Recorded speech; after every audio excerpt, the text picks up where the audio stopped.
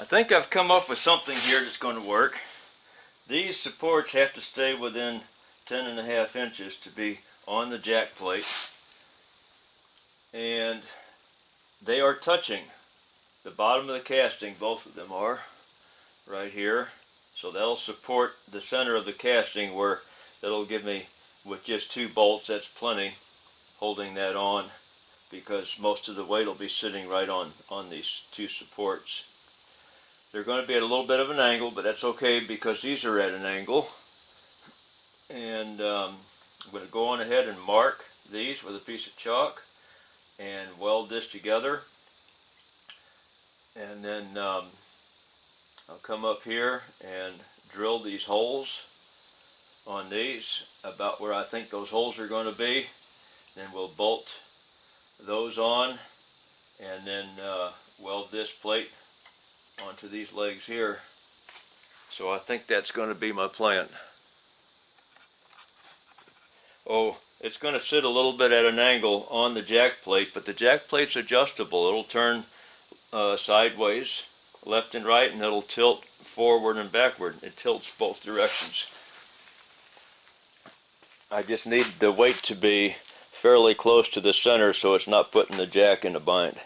And that's why these have to be at a little bit of an angle, so that the weight will sit in the center as much as possible.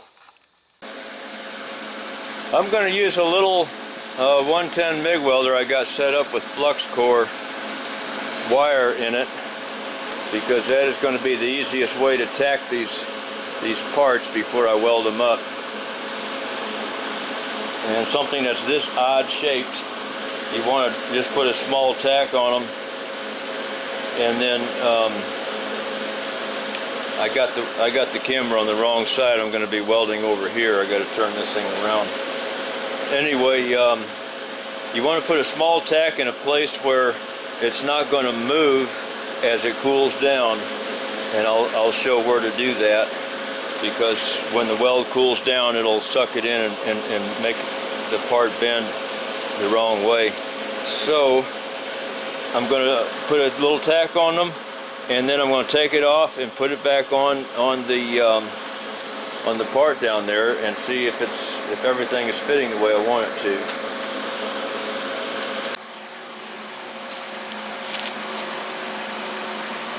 I'm going to put the wire side of my ground clamp. This isn't a fancy ground clamp.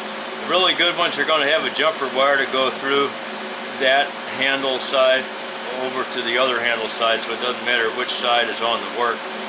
But if you got and this is for jumper cables on a car too, whatever side the wire goes to, if you don't have a jumper wire inside going to the other handle, you're depending on your contact between the hinge area, which is not very good. If you got this side on your best ground, you want to put the side with the wire on your best ground. My best ground that's easy to get to right now is going to be this bolt right here, clean shiny bolt.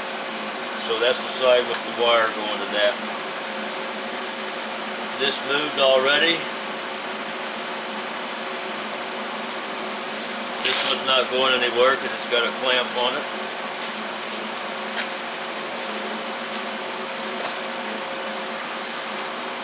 This is awkward for me to do this on camera because I've got so many things in the way under my feet and the camera's over my head.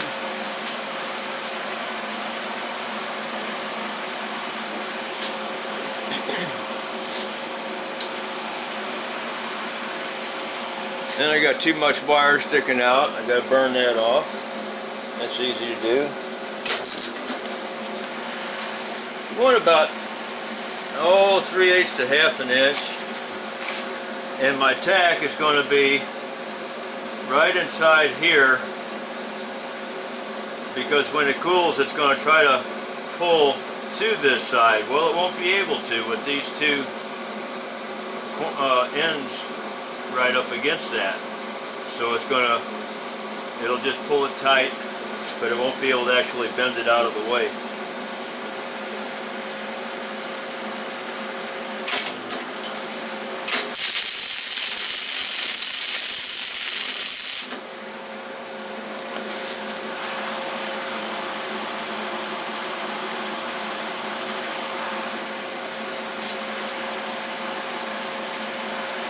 do the same thing over here.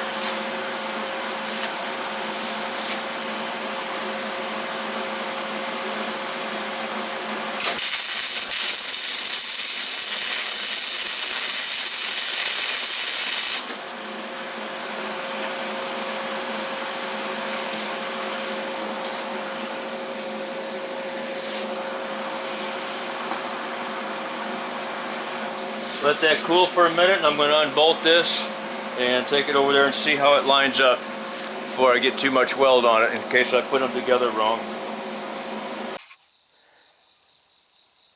Got my chalk marks about where I want them for the bolt holes. I'm going to go ahead and drill the bolt holes first, bolt it on, and then I'll tack it where it is down there.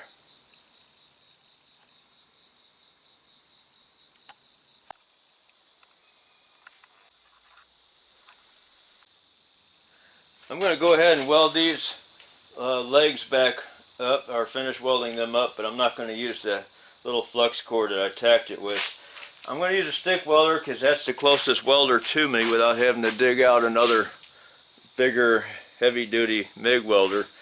And with the metal this thick, 1/4 inch, you want a little more weld on it, so the stick welder will do best on that since it's the closest to me anyway.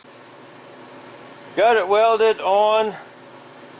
Boy, I'm a little bit rusty with a stick welder, but then again, I'm welding on rusty metal, and I got old rusty rods, and I just don't weld that often anymore. So it's been probably 20 some years since I was a full-time welder. But it's on there, a little bit rough, but it's not going to break. Anyway, I'm going to let that cool down some and mount it over here in its proper position, bolt those little pieces on that I drilled, and we'll use the wire feed flux core welder again to tack those on, because I got to minimize any garbage and sparks and rods sticking and all of that sort of thing. I didn't videotape the welding with the stick welder inside because it's dangerous for the camera. It's just too much of a too much light off of a stick welder. The MIG welder, when it's turned down low on a small 110 welder, is not near. It's probably only 1/10 as much light. So anyway, all right, we'll get to the next part here. Got those two pieces bolted on. These right here, but they're not welded on. I'm gonna, like I said, use the wire feed to tack those on, and then weld them good with the stick welder.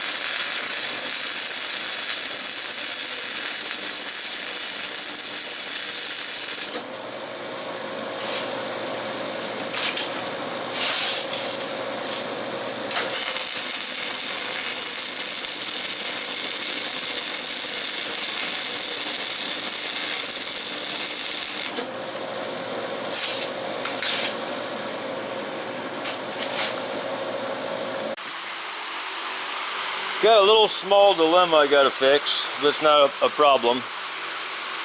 All the welding that I did across the top of this and across the top of this made this piece here a little bit shorter, and it was amplified by this piece sticking out a long ways like it is, about 7 inches past the top of that.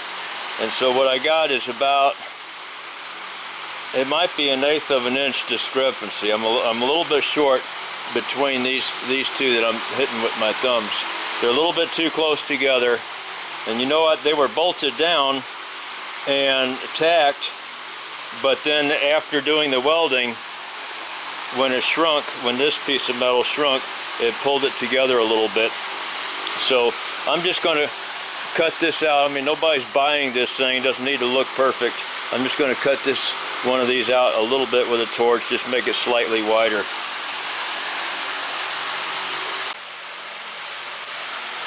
Got that done. Got that hole stretched out a little bit on the other side, bolted on. The only thing I don't know for sure, I'm going to take it back off and I'm going to mark it right here, and I'm going to trim some of this off on both sides, because I don't know if that's going to hit something on the bottom of the transmission.